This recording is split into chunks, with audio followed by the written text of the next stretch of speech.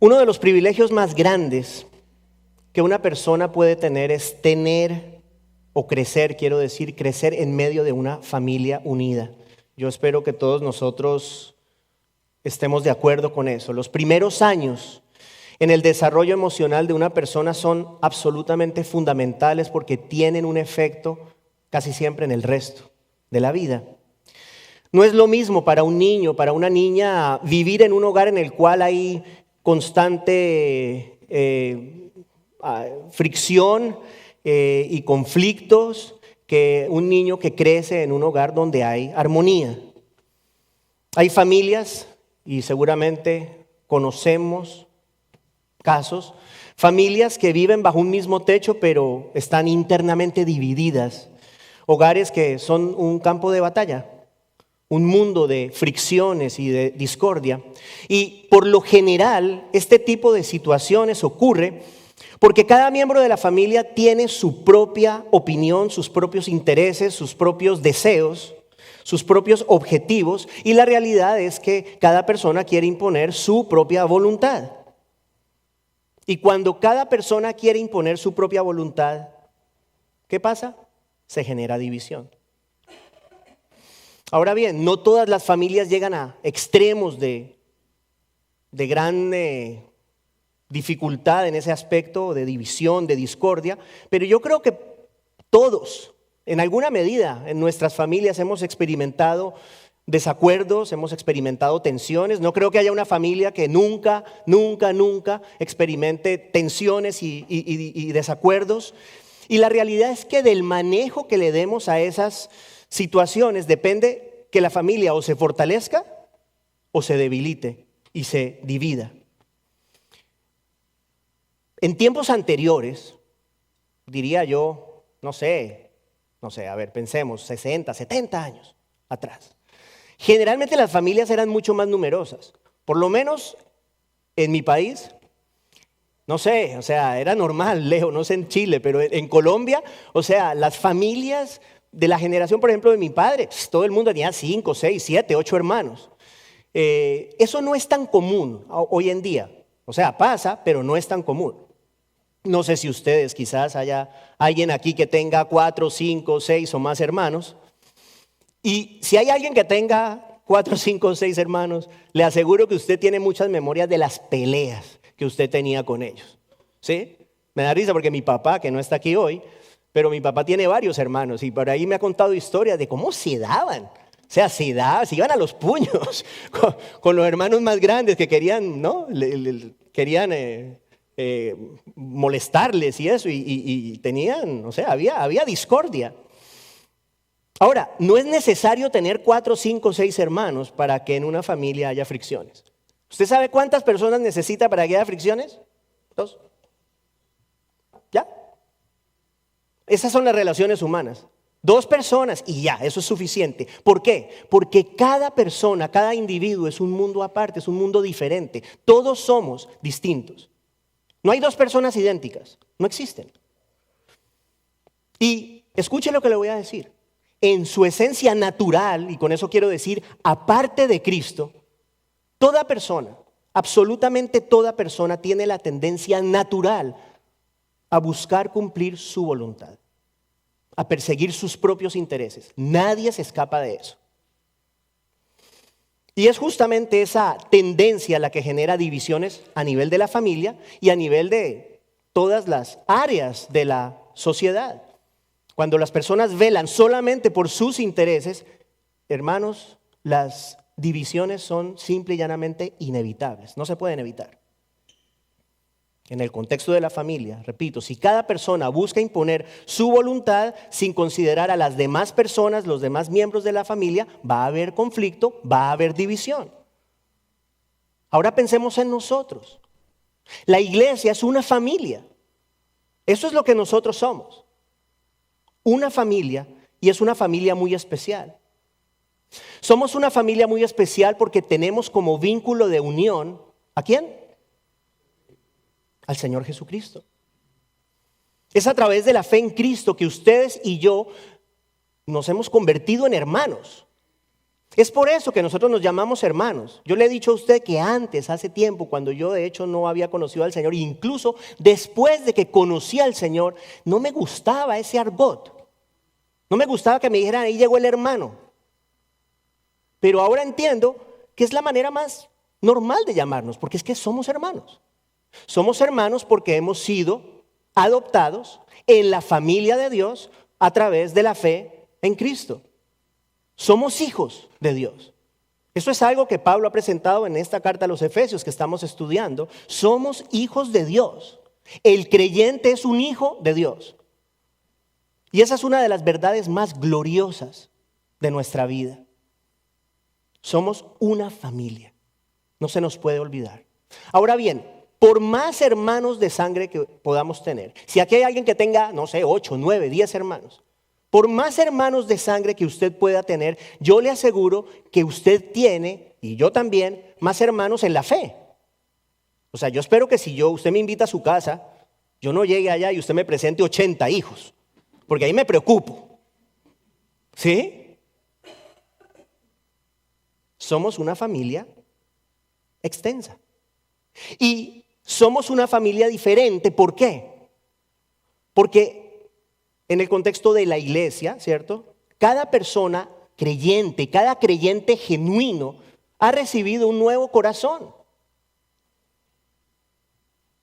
Somos una nueva creación en Cristo, ¿de acuerdo? Ahora, eso no significa que no pueda haber problemas. Eso no significa que no pueda haber conflictos entre nosotros.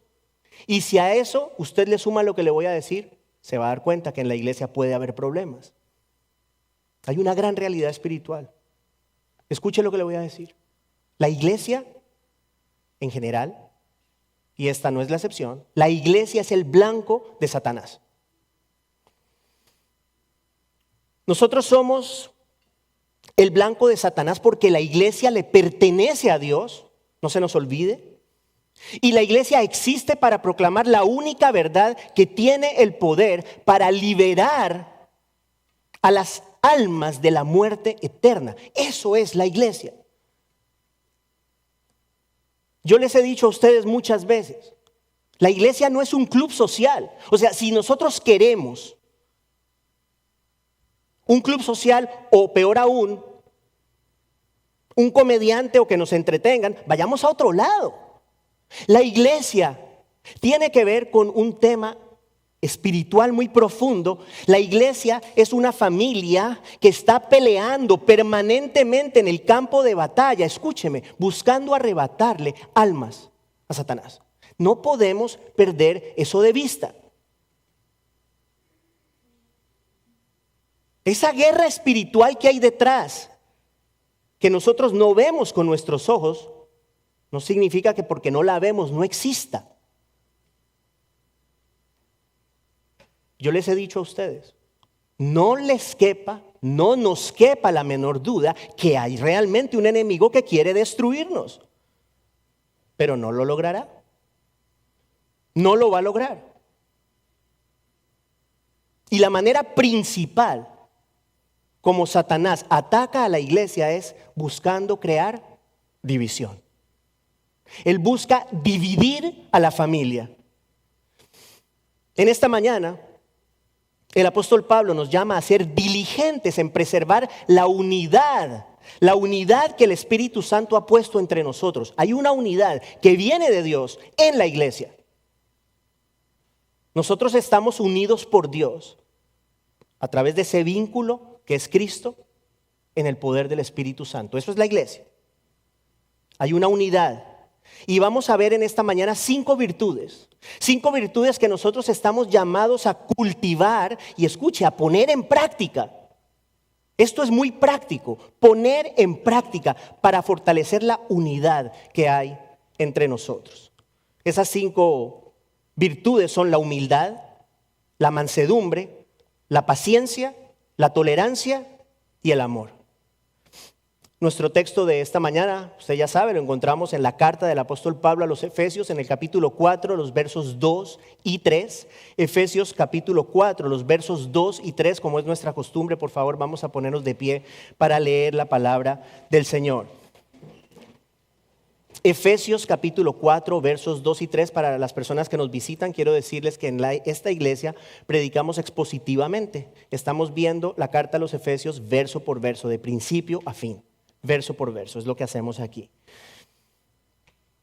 Efesios 4, versos 1 al 6. ¿Alguien tiene una Biblia de la iglesia que me diga la página? De repente. Rafa, ¿tienes la página? ¿1200 qué? Oye, llevamos en la página 1203 como 3 meses. Esa letra es bien chiquita. Ok, página 1203 de la Biblia de la iglesia, si usted no trajo su Biblia. Efesios 4, versos 1 al 6. Vamos a leer del 1 al 6 para tener el contexto completo del pasaje, pero repito, vamos a considerar los versos 2 y 3 solamente. Dice el Señor: yo, pues, prisionero del Señor, les ruego que ustedes vivan de una manera digna de la vocación con que han sido llamados. Que vivan con toda humildad y mansedumbre, con paciencia, soportándose unos a otros en amor, esforzándose por preservar la unidad del Espíritu en el vínculo de la paz. Hay un solo cuerpo y un solo Espíritu, así como también ustedes fueron llamados en una misma esperanza de su vocación, un solo Señor, una sola fe, un solo bautismo, un solo Dios y Padre de todos, que está sobre todos, por todos y en todos. Es palabra de Dios, hermanos, por favor tomen asiento. Nuestro pasaje de hoy está estrechamente conectado con el primer verso que consideramos la semana anterior. Si usted recuerda, el primer verso de la semana pasada, que vimos el domingo, nos exhorta a los creyentes a vivir de una manera que sea consecuente con nuestro llamado, es lo que Pablo dice.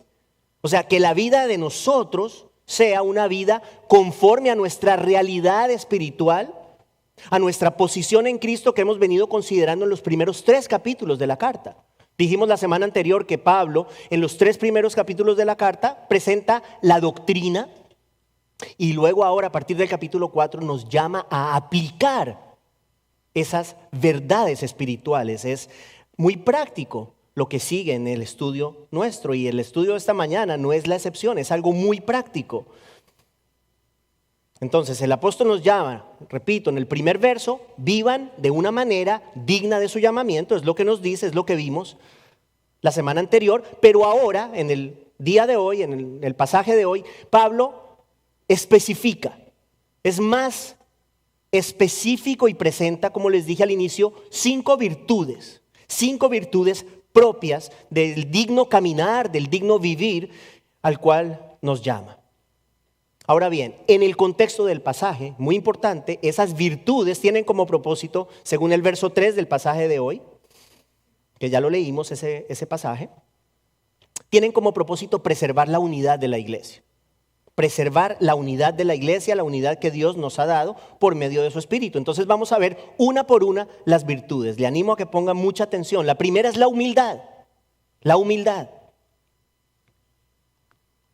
Hermano, yo le aseguro que para la gran mayoría de la gente la humildad no es una virtud. No es una virtud. Lo valioso realmente ante el mundo es que nosotros tengamos un concepto elevado de nosotros mismos. Eso es lo que la psicología llama la despertemos. La autoestima, ¿cierto? Autoestima. Suena bonita la idea. Quiero decirle, no es bíblica. Y se lo voy a mostrar. Cuando usted tiene un mundo que está consumido por la búsqueda de esa autoestima, escúcheme, el conflicto es absolutamente inevitable. ¿Por qué? Porque cada persona va a buscar a toda costa sentirse bien. Sentirse bien, eso es lo primordial. O sea, si nuestro objetivo es esa llamada autoestima, entonces vamos a hacer lo que sea para sentirnos bien. No importa. No importa lo que eso signifique. Considerar a los demás, en el mejor de los casos, es absolutamente secundario bajo esta idea de la autoestima. Piensa en esto. Lo que el mundo llama éxito está íntimamente relacionado a la autoestima. Le voy a dar un ejemplo, solo uno. Piensa en la persona que llega a la cúspide de su carrera. No es malo. No estoy diciendo que sea malo avanzar, no estoy diciendo que sea malo tener un deseo de sobresalir y llegar alto. No estoy diciendo eso.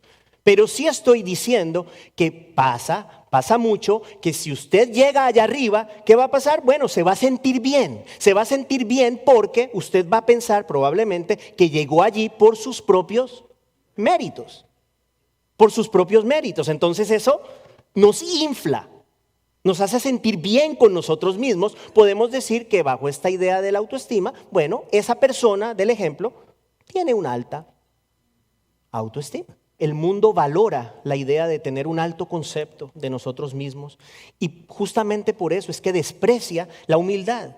¿Por qué? Les decía que la humildad es lo contrario. La humildad que la Biblia presenta es justamente lo contrario. La humildad bíblica es que nosotros pensemos moderadamente de nosotros mismos. Moderadamente. Se lo voy a mostrar. Pablo en Romanos 12:3. Escuche lo que dice. Por la gracia que se me ha dado, digo a todos ustedes, nadie tenga un concepto de sí más alto que el que debe tener, sino más bien piense de sí mismo con moderación, según la medida de fe que Dios le haya dado. Y luego en Filipenses 2:3, Pablo va todavía aún más lejos. Escuche lo que dice: no hagan nada por egoísmo o por vanagloria, sino que con actitud humilde, cada uno de ustedes, escuche esto, considere al otro como más importante que a sí mismo. Yo le hago una pregunta. ¿Usted cree que ese tipo de consejo lo va a escuchar afuera? La respuesta es no, no. Ese tipo de consejo no lo vamos a escuchar afuera. Considerar a las demás personas como más importantes que nosotros es sinónimo de debilidad. Escuche eso, es debilidad, es aceptar que somos menos. Y eso no nos gusta. Para el mundo, ¿quién es el fuerte? El que se impone. El fuerte es el que está por encima de los demás. Ese es el fuerte. Para el mundo la humildad es un defecto, no es una virtud. Esta humildad de la que estamos hablando. Ahora, piénselo ahora de esta forma. Si usted en su corazón realmente considera a otras personas como más importantes que usted, no va a haber conflictos. No hay conflictos. Si tú crees que yo soy más importante que tú en tu corazón y yo creo que tú eres más importante que yo en mi corazón, yo no voy a poder pelear contigo y tú no vas a poder pelear conmigo. Se acaban los conflictos. ¿Por qué? Porque el orgullo, queridos hermanos, da vida a las rupturas, a las divisiones relacionales. Y por eso pienso yo que Pablo presenta la humildad como este primer requisito para que exista una unidad genuina en medio de nosotros, en medio de la iglesia. La humildad, de esto que estamos hablando, mejora profundamente cualquier relación. Y de manera muy particular, nuestra relación como hermanos. Nos va a ayudar a evitar la división en el seno de la iglesia. Les digo esto, si nosotros practicamos este tipo de humildad, nada podrá separarnos jamás. Nada. No existe ningún poder que pueda traer división a una iglesia en donde hay una humildad genuina en los corazones de sus miembros. Entonces, hay una pregunta que surge de todo lo que yo estoy hablando. ¿Cómo puedo yo entonces practicar esa humildad? ¿Cómo puedo yo realmente considerar a los demás como más importantes que yo? Y no solamente eso, pero actuar conforme a ello. Porque seguramente usted estará pensando, esto es imposible. Es imposible que yo pueda pensar en que los otros son más que yo y verlos de esa forma. ¿Cómo puedo hacer? Ok, vamos a hablar sobre ello. Quiero decirle, va en contra de la naturaleza caída del ser humano. Esto que estoy hablando es antinatural, pongámoslo de esa forma. Antinatural. No hay ninguno de nosotros que por su propia fuerza o en sus propios medios diga, sí. Yo percibo así a las otras personas. Nadie, ninguno. Pero no va en contra de la nueva naturaleza del creyente. Lo podemos hacer. Quiero que sepa, sonará difícil, pero la palabra del Señor no nos pide hacer nada que no nos dé la capacidad para hacer. ¿Cómo podemos realmente considerar a los demás como más importantes y mostrarlo con nuestros actos? Yo les he dicho a ustedes que una característica de la nueva vida en Cristo es el incremento progresivo de nuestra conciencia de pecado. Eso es vital lo que les estoy diciendo. La verdadera humildad proviene primeramente de examinar nuestro interior, de mirarnos, de ver nuestro corazón cuando es expuesto ante nuestros ojos por el resplandor de la luz de Cristo. Cuando he hablado de esto otras veces, siempre, y perdóneme si soy repetitivo, pero siempre se me viene a la mente este ejemplo, porque tengo estos dos reflectores aquí enfrente. Me parece que ilustra muy bien lo que estoy diciendo. Si yo apago esos reflectores y yo miro mi traje, de repente se ve muy negrito y muy bonito. Pero si yo prendo esos reflectores y de hecho empiezo a acercarme a uno de ellos y empiezo a mirarme, ahora yo empiezo a ver cosas que antes no veía. Aquí en este punto yo veo aquí una telita, un polvito, un pelito, que antes no veía. Ese es el efecto que tiene la luz de Cristo en nuestra vida. Créame, entre más cerca estamos del Señor, más, o pongámoslo de esta manera, menos bonitos nos vemos. Créame lo que le estoy diciendo.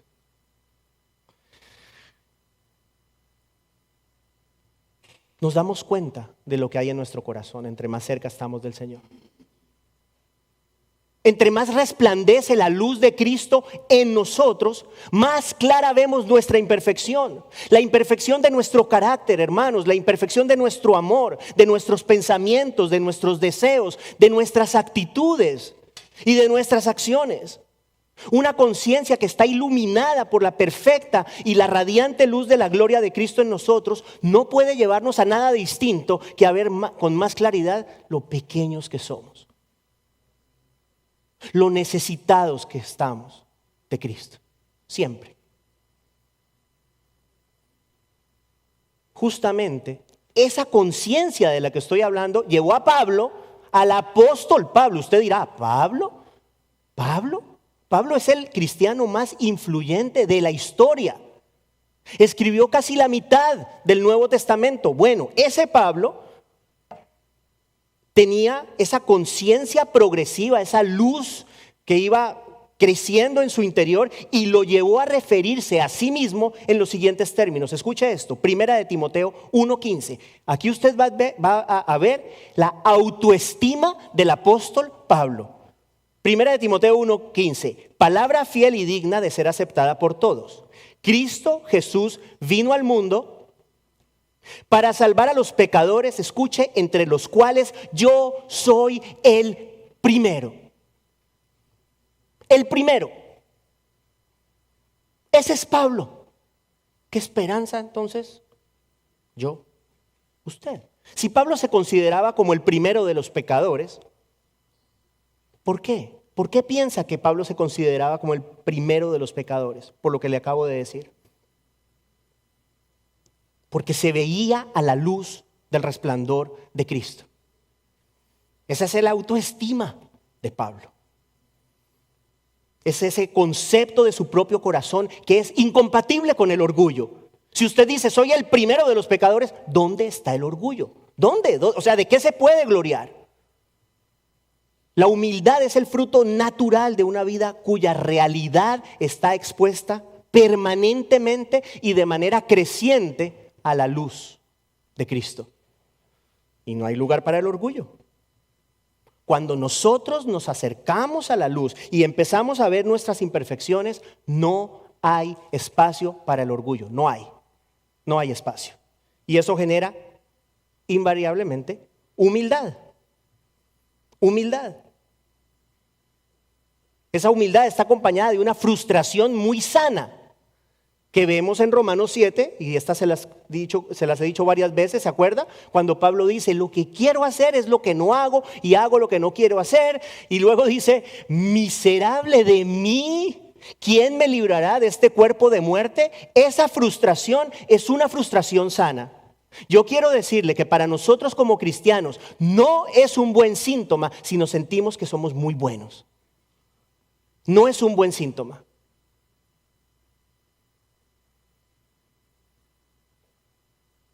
Yo me atrevo a decir, y esto es mi opinión, que el distintivo más importante de la madurez espiritual es la humildad. Ahora bien, hay otro factor que ha de generar humildad en nuestros corazones y tiene que ver con lo que acabamos de hablar, pero es la idea de considerar a Cristo. Primero usted se considera a usted a la luz de Cristo, pero luego cuando nosotros consideramos a Cristo como tal, la conciencia creciente de nuestro pecado va aumentando, aumentando, aumentando, se hace cada vez mayor. Permítame explicar lo que quiero decir. Hemos argumentado que entre más caminamos con Cristo, entre más cercanía y comunión hay con Él, más crece esta conciencia, ¿cierto?, de nuestra iniquidad, de nuestras faltas, de nuestra imperfección. Eso es bueno. Esa conciencia nos lleva a comprender, escúcheme, lo supremamente indignos que somos del Señor. Eso es otro punto muy importante. La magnificencia de Cristo y de su sacrificio se hace más evidente cuando nosotros entendemos quiénes somos. Permítame ponerlo de esta forma. Si yo creo que soy muy bueno, o si yo veo algo bueno en mí que realmente no existe en mí, bueno, que venga alguien y muera por mí, yo digo, bueno, de repente me lo merecía, ¿sí? De repente hay algo que yo he hecho, hay algo en mí que hace que yo me merezca, bueno, que Jesús haya ido a morir en la cruz por mí. Ahora, cuando usted reconoce su realidad, eso cambia. Y entonces nos damos cuenta que somos completamente indignos. Que ninguno de nosotros merece una gota de la sangre de Cristo. Una gota. Y cuando usted considera a Cristo y considera la pureza del Señor, el carácter perfecto del Señor, y usted y yo nos comparamos con Él, o sea, ¿quién de nosotros va a decir, es que soy tan bueno? Ninguno. Ninguno. Cuando nos vemos a la luz de Cristo y lo vemos a Él como Él es, no hay lugar para el orgullo, hermanos. No hay. No se puede. Cuando nosotros pensamos, consideramos que el justo murió por los injustos, por nosotros, la única respuesta digna de Dios es agradecimiento y humildad. Gracias, Señor. Y humildad. Incluso por eso, no hay razón para que como creyentes miremos como si fueran inferiores a las personas que no creen. Tenemos que tener compasión de ellas, no sentido de superioridad, porque no somos superiores. No somos superiores a nadie.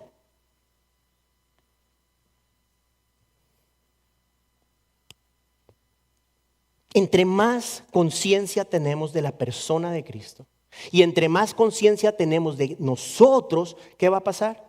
Nuestra humildad aumentará en nuestros corazones porque no vamos a hallar razones. Simplemente no va a haber razones para que vivamos en orgullo. Escuche, un corazón humilde que reconoce su pequeñez y su indignidad del Señor Jesucristo es un corazón que se va a esforzar en el contexto de la iglesia por preservar esa unidad de la que estamos hablando. La unidad espiritual de esta familia que es la iglesia. La humildad es el antídoto contra la división en el seno de la iglesia. Una iglesia humilde es una iglesia fuerte que resiste los intentos de Satanás por dividirla. La humildad es necesaria, hermanos. Entramos a la segunda virtud. Las dos primeras son las más larguitas, las tres últimas las vamos a hacer mucho más breves. Segunda virtud que tiene como propósito el preservar la unidad que Dios nos ha dado a nosotros como iglesia, La mansedumbre. La mansedumbre. Están relacionadas, pero hay diferencia. La mansedumbre tiene que ver con nuestras reacciones. ¿Sí? La humildad, piensa en la humildad como nuestro concepto de nosotros mismos, concepto de interior de nosotros. La humildad es en cierta medida la manera en que nosotros exteriorizamos o expresamos esa humildad en nuestra relación con las personas. Entonces, una persona humilde reacciona de una manera completamente diferente, especialmente cuando es provocada, a la persona que tiene un corazón orgulloso. Yo creo que eso es absolutamente obvio. Pensemos en la humildad como en control. Control. No sé si usted ha conocido personas, o quizás, ojalá no, pero quizás usted es una de esas personas a que nosotros llamamos fosforitos. No sé si ha escuchado ¿cierto? Usted se ríe. Fosforito. La gente fosforito es la que usted de repente le dice algo y explotan. Freddy, cuidado, no se ría tanto, Freddy. ¿Ah? Fosforito. Hay gente que es fosforito. Esa persona no tiene mansedumbre. El que es fosforito, y yo creo, bueno, no sé si todos, yo era bastante fosforito, ¿cierto, Paulita? El Señor ha ido trabajando poco a poco en mi corazón, pero el punto es, esa idea de perder el control no es sinónimo de mansedumbre. Proverbios 16:32 es muy especial, habla sobre esa gran virtud que posee esa persona quien controla sus reacciones. Seguramente usted lo ha escuchado, dice, mejor es el lento para la ira que el poderoso. Escuche esto, y el que domina su espíritu que el que toma una ciudad. Es impresionante, a mí me encanta ese proverbio. Mejor es, más fuerte es el que se domina a sí mismo que el conquistador de una ciudad. Dijimos anteriormente que el corazón humilde es un corazón que considera a los demás como más importantes. Es por eso que cuando el hombre, la mujer, el ser humano que es humilde, la persona humilde, cuando esa persona es provocada en alguna manera, en alguna forma, esa persona tiene la capacidad de pasar por alto la ofensa. Todos nosotros podemos ser provocados en cualquier forma, en cualquier manera. A mí me pasa con mucha frecuencia, especialmente cuando estoy manejando, no soy muy paciente manejando, ¿sí? Y con frecuencia, lo confieso, o sea, si alguien se me atraviesa o lo que sea, y no me voy detrás a perseguirlo, pero no tengo los mejores pensamientos. Eso no muestra mansedumbre.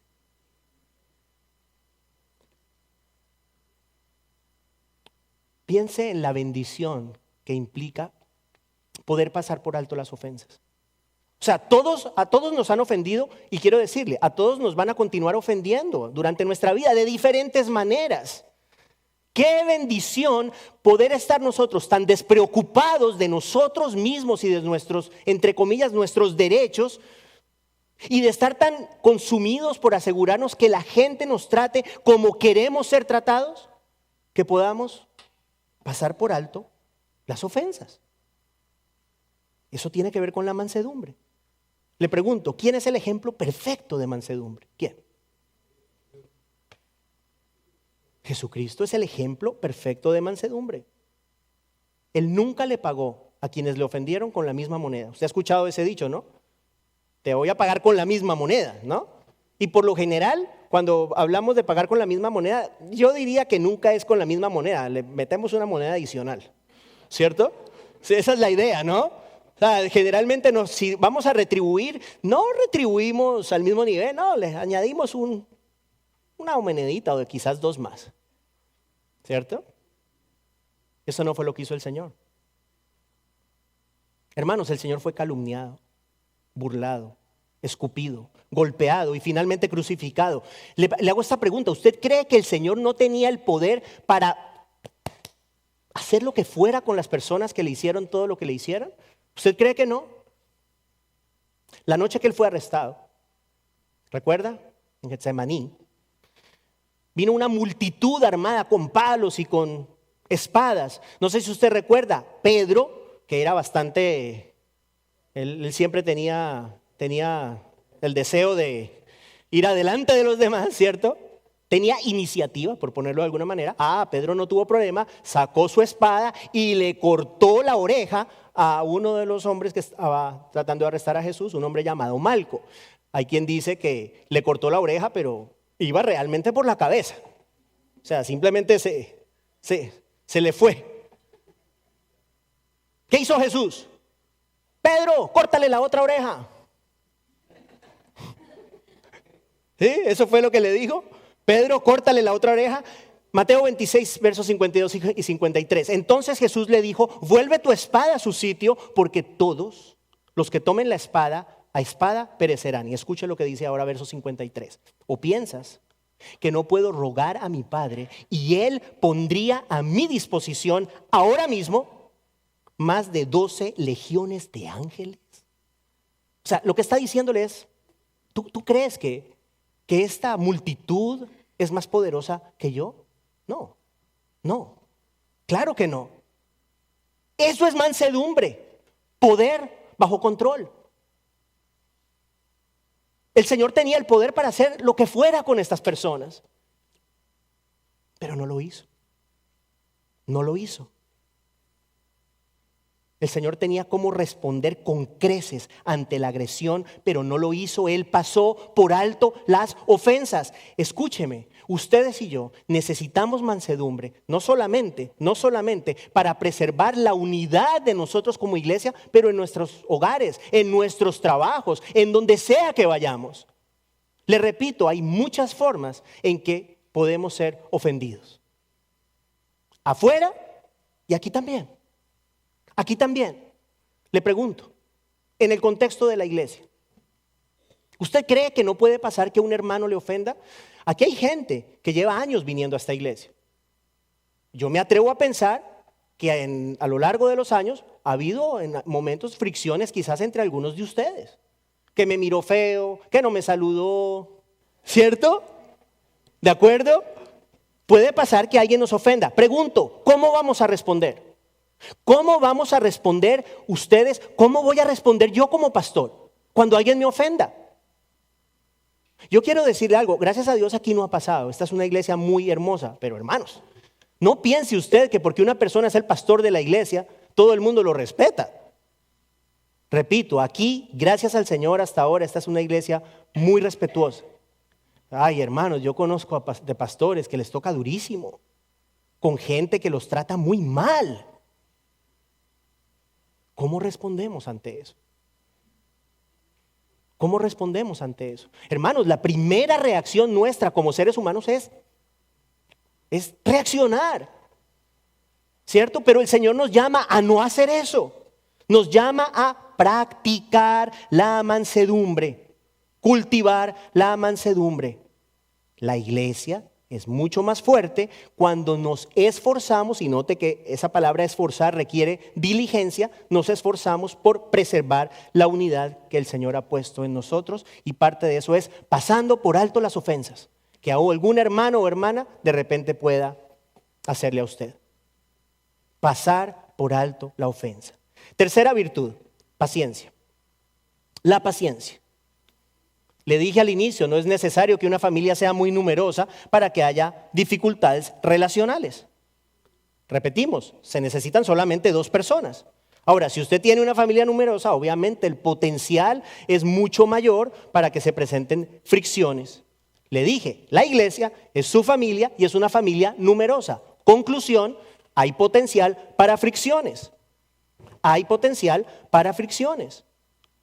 En la iglesia hay una relación de continuidad, ¿de acuerdo? O sea, no vivimos bajo el mismo techo, pero sí podemos decir que durante la semana, algunos de ustedes y muchos de nosotros, especialmente el día domingo, nos reunimos en esta casa, por ponerlo de alguna manera, convivimos en esta casa, ¿sí? Y por años hemos venido haciéndolo. Ay, ¿usted cree, hermano, que de repente no va a haber alguien que le saque un poquito la paciencia?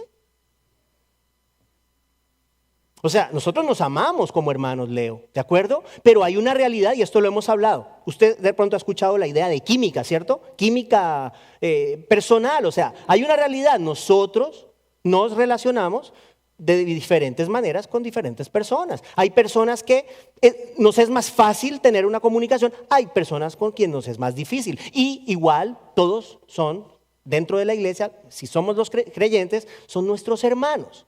O sea, no significa que nosotros vamos a tener la misma relación con todos nuestros hermanos en ese sentido relacional. No estoy hablando del amor, no estoy hablando de nuestro compromiso con nuestros hermanos, estoy hablando de que de repente es normal que de repente a usted le guste sentarse a charlar o a conversar más con un hermano que con otro. Ya, eso no creo que yo esté diciendo algo que no sea cierto. ¿De acuerdo? Y de repente puede pasar, hombre, que hay de repente un hermano, una hermana que lo irrita, ¿o no? ¿Cierto? Y tú te ríes, pero es verdad, ¿cierto? No sé, por lo que sea. Nosotros que somos pacientes, tranquilo, Freddy, yo tampoco soy muy paciente. Sí, la paciencia no es mi mayor virtud, la verdad. Y uno puede irritarse. Yo me irrito, como le digo, a veces manejando, no me gusta, pero me pasa a veces.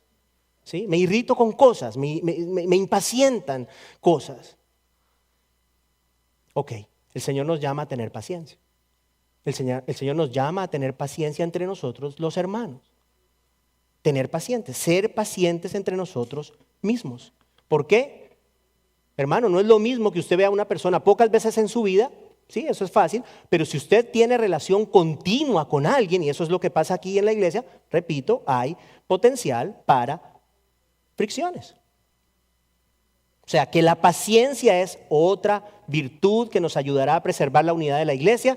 Hermanos, las personas que hayan aquí, no sé, 80, 90, las que sea, cada uno de ustedes, y incluyéndome a mí, tenemos diferentes personalidades, diferentes gustos, e incluso a pesar de que somos hispanos, tenemos diferencias culturales. Aquí hay personas de virtualmente toda Latinoamérica, virtualmente.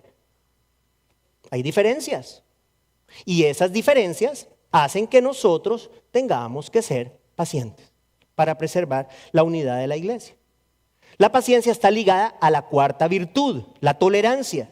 Fíjese, la Nueva Biblia de las Américas que seguimos en esta iglesia dice que debemos soportarnos unos a otros. A mí me parece un poquito fuerte eso, soportarse. Uy, soporto a esta persona. Me gusta más como lo dice la Nueva Biblia, la Nueva Versión Internacional.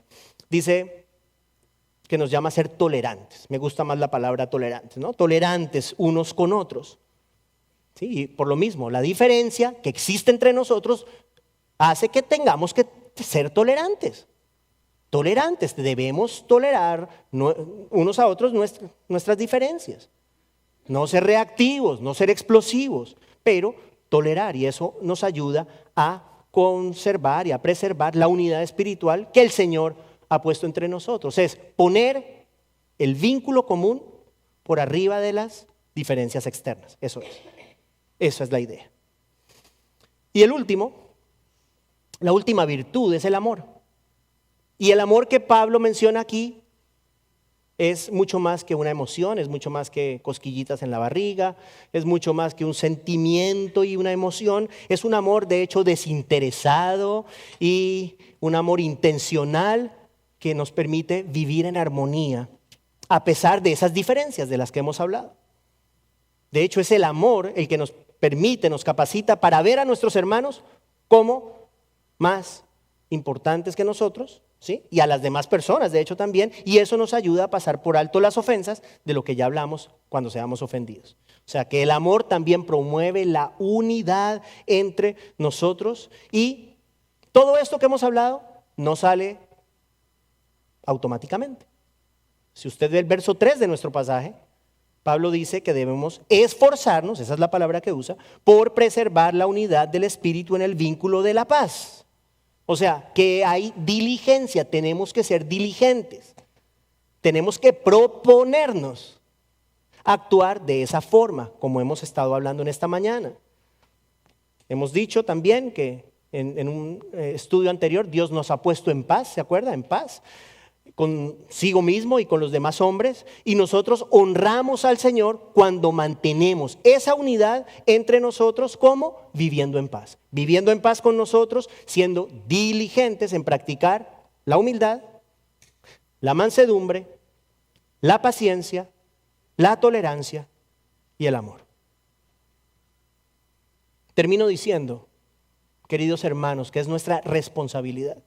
Es nuestra responsabilidad el mantenernos unidos. A través de la historia, la iglesia ha sido siempre y continuará siendo atacada por el enemigo que, como le dije al inicio, busca debilitarla y dividirla. ¿Para qué? Para robarle su efectividad. Pidámosle al Señor que nos ayude a tener corazones humildes, que nos permitan actuar con mansedumbre, mostrar paciencia, tolerancia y amor hacia nuestros hermanos. Si hacemos eso, estaremos viviendo de una manera consecuente con nuestro llamamiento, estaremos viviendo de una manera digna de nuestra condición de hijos de Dios. Oremos. Padre, damos gracias a ti en el nombre de Jesús por tu palabra y gracias damos porque en ti tenemos la posibilidad de vivir este tipo de vidas. Oramos que nos ayudes a ser humildes de corazón, a considerar cada día más nuestra realidad, Señor, que si bien es cierto, a través de ti, del poder tuyo y de tu amor y de tu poder santificador, haces que seamos hechos cada vez más según la imagen de Cristo, y eso significa que ciertamente el pecado en nuestras vidas va disminuyendo.